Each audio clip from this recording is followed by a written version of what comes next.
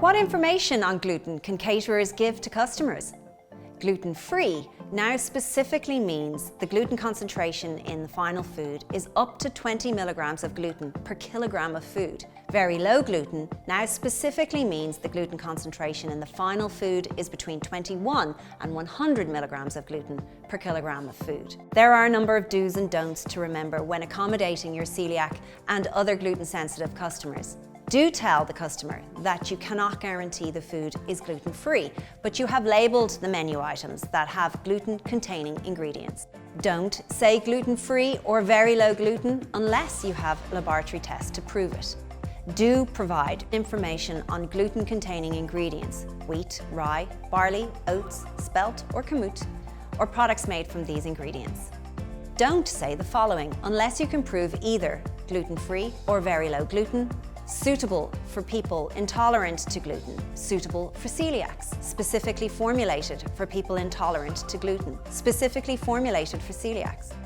Don't use the negative form of these statements either. For example, not suitable or unsuitable for celiacs.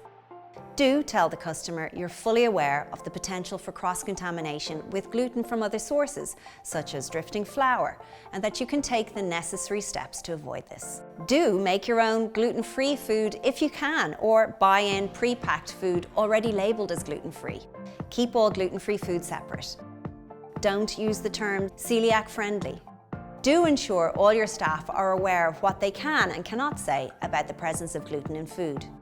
Don't use terms like gluten-free or very low gluten for foods that, in their natural state, would not contain gluten anyway, such as cheese, eggs and milk.